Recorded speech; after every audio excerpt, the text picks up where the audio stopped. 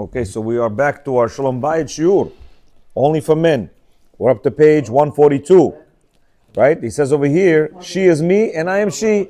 That's the caption today. It says like this, the Zohar in Lech Lecha, page 91b explains an additional aspect that can supply a man with the motivation and energy to try his utmost to prevail, even when coping with the difficult, even when coping is very difficult. Yeah, so he's saying, we're going to give you something from the Zohar.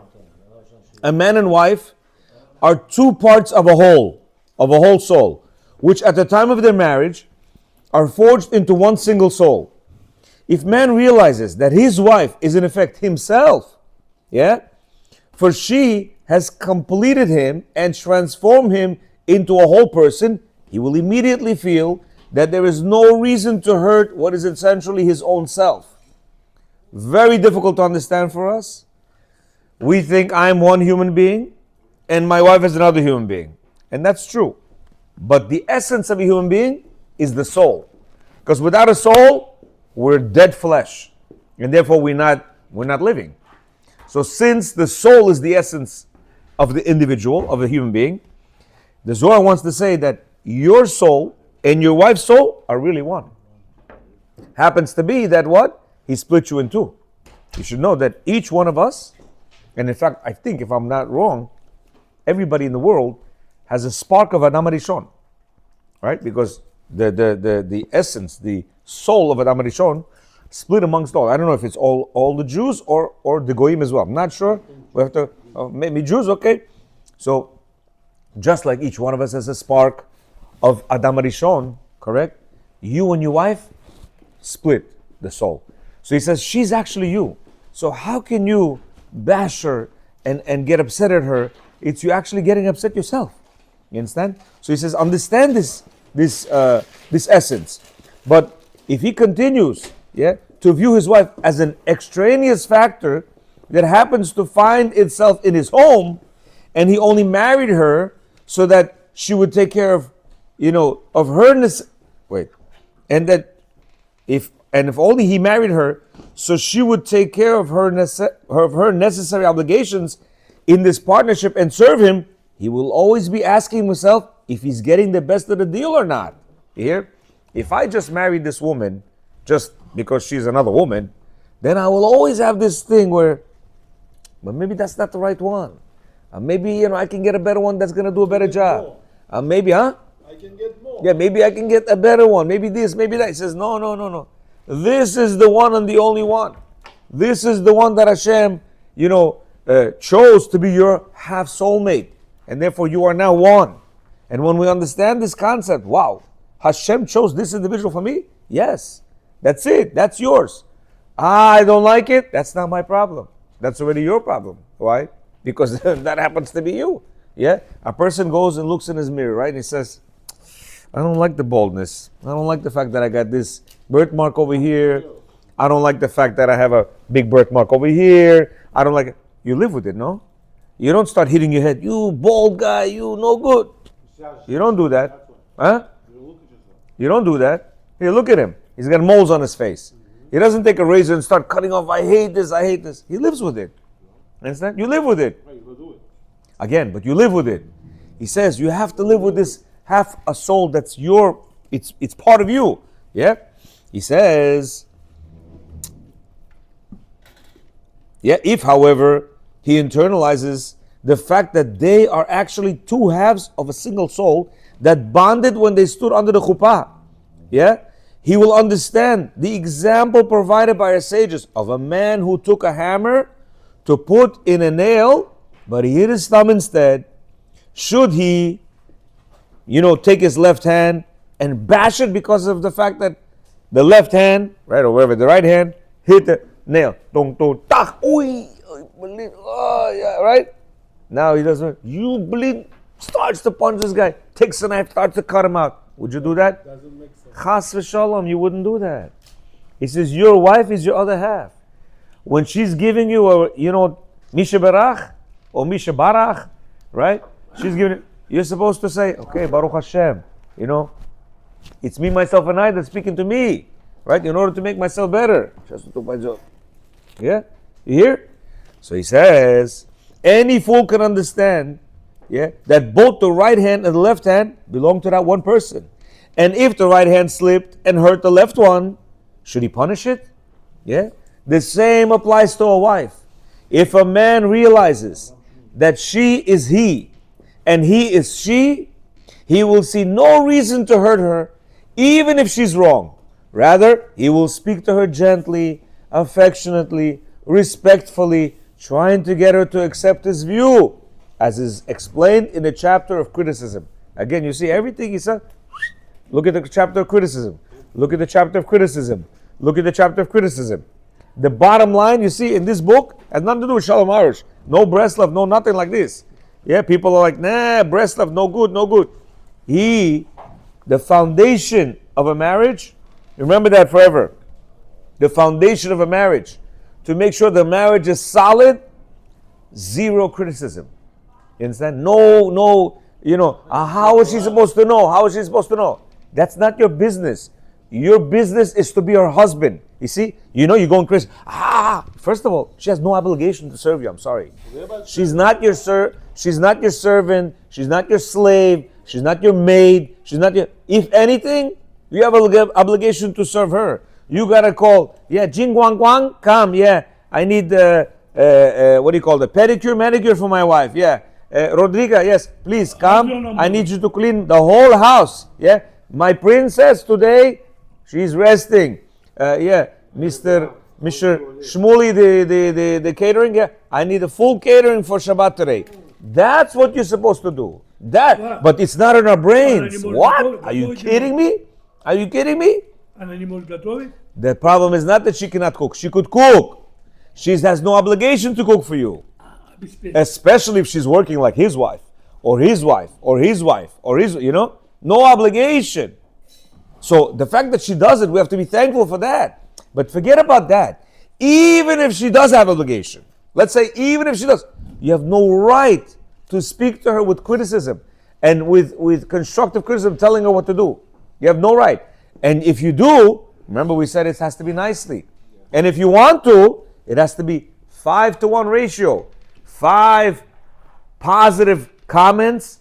You're beautiful. You're an amazing woman. I don't know, without you, I don't know if this world would exist. 5-to-1. You could say 5 of those and then 1 critical comment in a sandwich. What's the sandwich? You're such an amazing woman. I don't think I'll be a man without you. I wouldn't live without you. And then say, by the way, it would be nice if this thing would be like this. And then say, but I just want to, you're such an amazing woman. I don't know. Words cannot explain how fond I am of what you do for us and whatever. If you do that, I guarantee you, your wife... But you have to do what you said, 100%. You have to say good things. Can you be quiet, please? Can you be quiet? If we say that, none of us says it like this. None of us. We all talk out of our, out of our gava, out of our being bothered. He says, you're being bothered with yourself.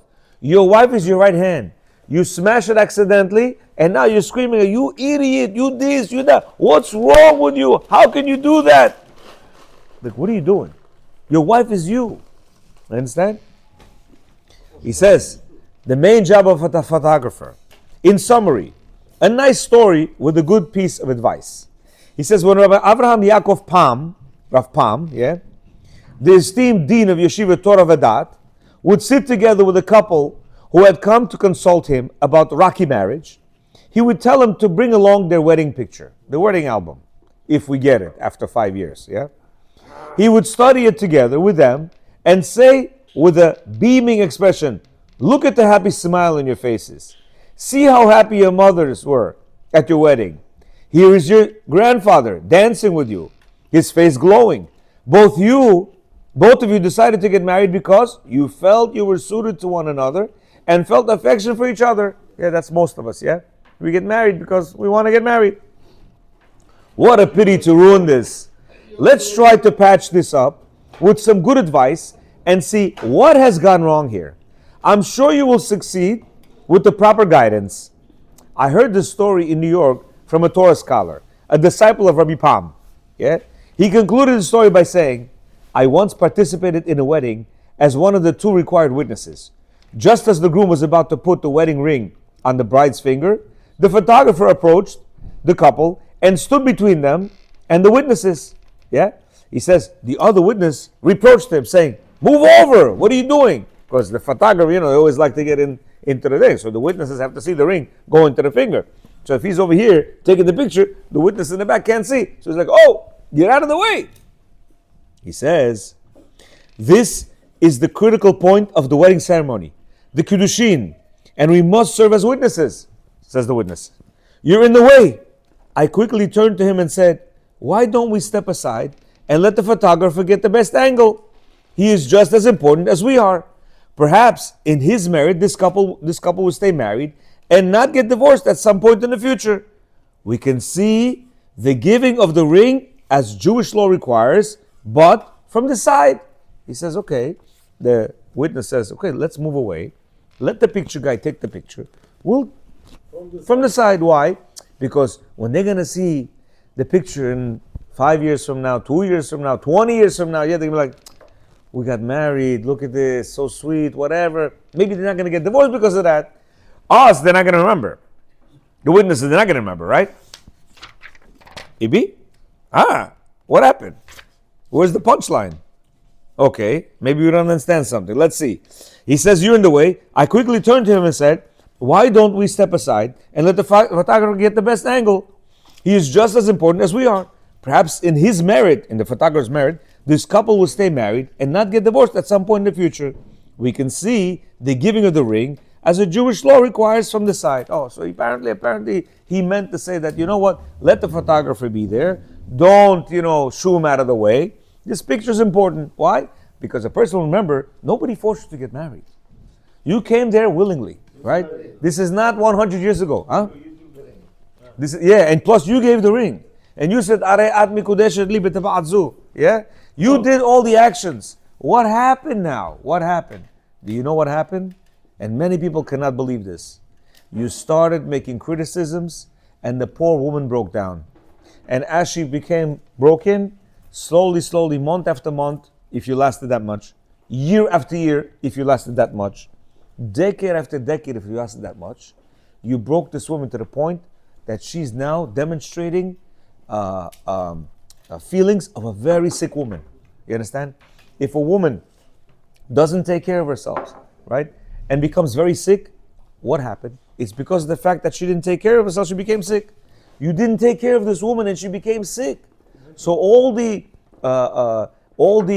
things that men are saying, you don't understand. This is after years of marriage and being bashed, right, with the words, she's doing this to me and she's saying this to me and she's stealing my money and she like this and she's talking against my kids and she's talking against my mother and my father and my partners and my this and my that. Yeah, all of that is true. Why? Because you killed her.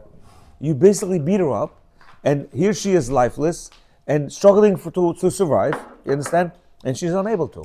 And what was all this to? This was all not making her number one and criticizing her and giving her constructive criticism. And all this that people are saying, but how is she going to know to do her job? But how is she going to know to do the right way? And what if this is the 50th time that she got a ticket? And what if this? It's not going to help you the way you're going. Why? Because as you see, it hasn't helped. Talk to a professional, yeah, and he'll give you advice on how to do it differently, right? How to bring about this differently, as we said yesterday, right? He said yesterday he said, well, what if she's doing it for the 50th time? How do I tell her? Yeah? No, he's over there. Okay, let's continue. Let's continue. He says, even though our sages censure any divorce not absolutely necessary, yeah, to our dismay, this option has become, in recent years, a quick and easy solution in the eyes of many couples experiencing difficulties in their marriage. They take this drastic step without considering that if they invested even half the energy or effort and expense they're putting into getting divorced towards working on their marriage, they can enjoy a truly happy marriage for the rest of their lives. Getting divorced is not so easy, especially when there's a lot of kids involved and money and houses and this and that. He goes, imagine how much effort you put into a divorce. Yeah? all the lawyers and all the money and all of this and all of that. If you put that effort into saving the marriage, he said it'll cost you half, and you'll be happy. You hear?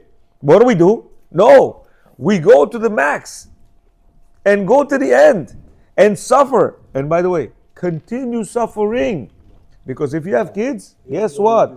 There is no end. You think you got away. You ain't getting away. Especially if the kids are very young, you're in for more troubles. And then the kids are going to show it to you even more. And there's going to be hatred. And there's going to be a lifelong terrible suffering. So he says, don't take that route. However, people are doing it.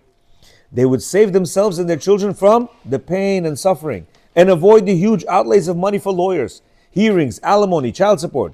Working on a marriage takes just as much effort as ending it. But the methods are so different. Conceding to each other, compromise, sympathy, consideration, and just generally improving the way a couple relates to each other. Believe me, I'm talking from experience. Yeah, it's not like I wasn't there, I don't know. Yeah, when a person wasn't there and he doesn't know, you can tell him, listen, shut up, you don't know what you're talking about. But I saw that you can have a relationship that's terrible and then try to switch the channel in your head. Don't look at the other side. Just switch the channel in your head. Yeah? And say, you know what? I'm going to look at this relationship differently. Of course, she should be doing exactly the same thing. And Be'ezrat Hashem, we're going to find, a lecture to be able to lecture them this way. Right? But this is not a problem of her. We're talking about us. Yeah? We can make the situation different. How? By switching this channel and looking at everything positively. By not being, right. I want to be. No, let's do what's needed. Forget about this. I'm right, you right. This kindergarten games, yeah? 40, 50-year-old kindergarten children playing, trying to prove their points, which is very, very costly in Shalom Bayit, to try to prove your point. It doesn't work, yeah? Because she's not going to listen. The more you try to prove your point, the more she's going to get irrational and start telling you things that are not normal, and you're going to think that she's not normal. You hear?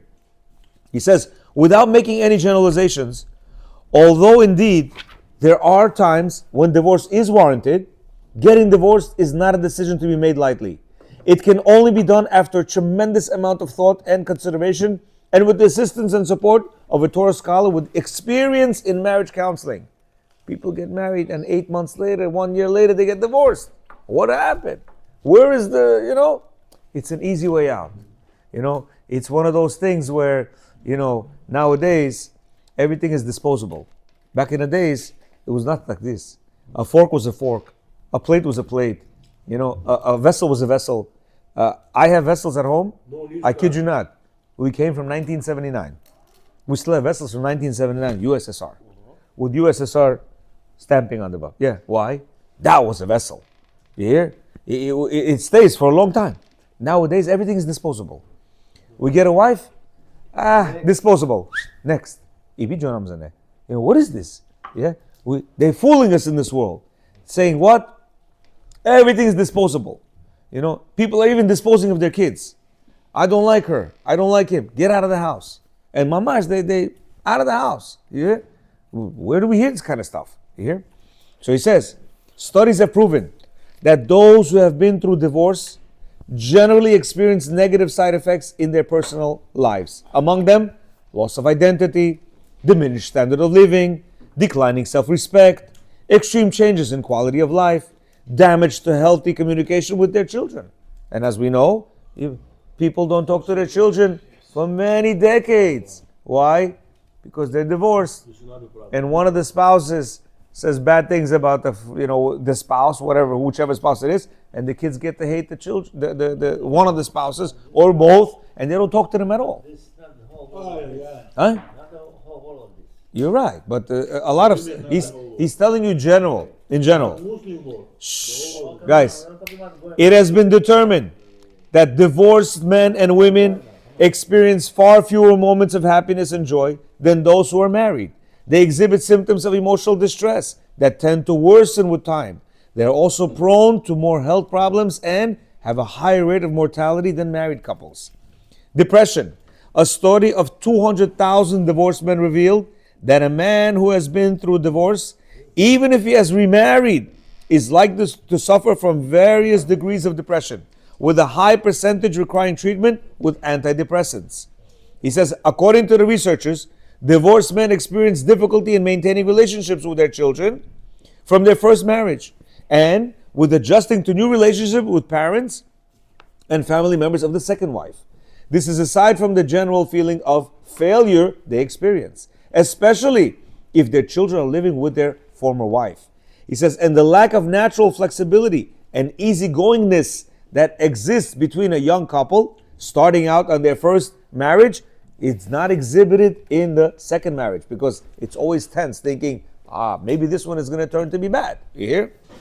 Even if it seems that a relationship with another woman in a second marriage will be better and more successful, it appears that it is much better to put as much effort as possible at any price into saving the first marriage than giving it up and going to the second one. You hear?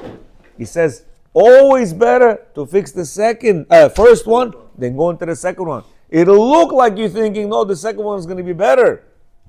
Not so sure. He says, many studies have pointed out tremendous short and long-term emotional damage to children of divorced parents.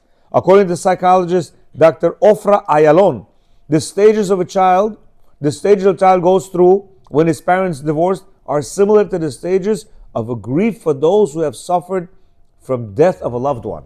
You hear? It's very painful, very painful. He says, denial. The child attempts to deny the reality of what he is experiencing. He may act out the denial by pretending that he is unaffected by the divorce. Yeah? There'll be self-denial. They'll be like, no, nothing. But inside, it's tremendous emotional agony. He says children tend to blame themselves, believing that their bad behavior caused their parents to divorce. Many kids do say that. They got divorced because of me, because I wasn't a good child.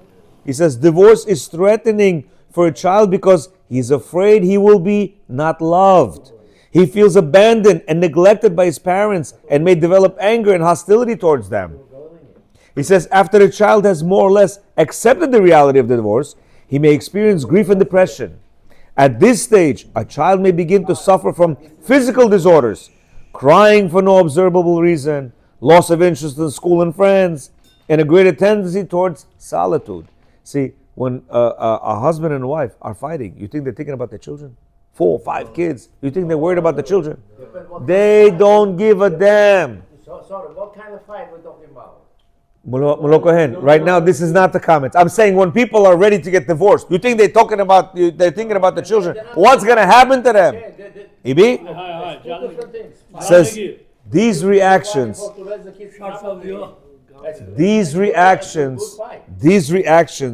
have been observed in most children regardless of age, regardless of developmental stage, regardless of personality, regardless of the relationship with their parents or previous experiences, meaning any type of child will be affected through this, because it's not Baruch Hashem, we don't want to go through that, but we don't understand what's going through a child, to a child's mind. He says, in addition, studies also show that children of divorced parents suffer more from social rejection than children of married parents. They also tend to suffer from learning disabilities, negative behaviors, poor self-image, and problematic relationships with their parents. Explosive anger, a tendency towards depression, and aggressive behavior have also been observed. They also are more prone to spend more time in the streets, in order to distance themselves from the house, especially during the teenage years, and the helplessness they feel there. At home, I'm helpless. I can't do anything. So what am I going to do? I'm going to put myself on the street. And that's why a lot of them, suffer all kinds of craziness. He says another study found that 41% of children of divorced parents, by the time they are teenagers, are already suffering from anxiety.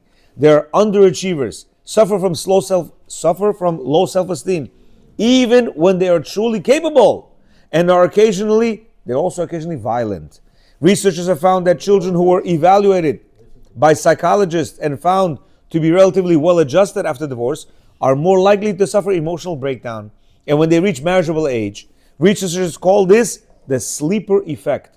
wherein children essentially anesthetize their feelings at the time of divorce, only to have them reawaken later on to, wow, that's crazy, later on to a great detriment. Meaning they will do anesthesia to the feelings that they have, but then later on it's going to develop when they have a relationship. Says Similansky, a senior researcher in the in one of these institutes, he says, I don't know, it's very difficult to say. Children who have been exposed to circumstances of instability and uncertainty respond with fears both real and imagined. And more than 75% of the children express fears of not having their needs met, of fear that their father will abandon them. And a third feel that their mothers may abandon them as well. Sleep disturbances, nightmares. More than half of the children were visibly depressed, and more than a third revealed a variety of symptoms of depression, including trouble sleeping, difficulty concentrating, feeling of emptiness, overeating, deep sighing, and complaints of physical discomfort. How then, practically speaking, can we heal a broken marriage? You hear?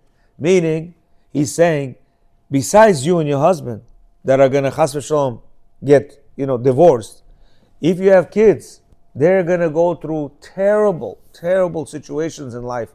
Not 1 day, 2 days, but forever.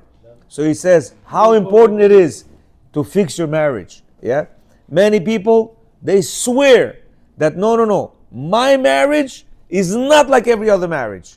It's not because of what you're saying. It's a different thing. It's because she's like this and he's like that, and all baloney. You have not been going to the right marriage counselors. You've not been tackling the foundation of the marriage. You understand? Or you've led it to the point where it's already unfixable because years and years and decades, right, of emotional trauma through this mouth right here. You hear? That destroys the foundation of a marriage. So we, being the young people that we are, who are listening or whatever, have to start right now. Today, change your tactics with your wife. Do not give her criticisms. Don't give her any negative comments. Be nice to her. This is your other half. This is one soul that was split between the two of you. Yeah, Hashem brought us down here for us to be guardians of the children that we're supposed to raise. Yes, He is going to demand from us after we go to 120 years. What did you do with my children? What did you do? You're capable of raising them. I gave you these children, and you messed them up. Let's all work on ourselves in order to have great marriages. Baruch Adonai Olam. Amen. Amen.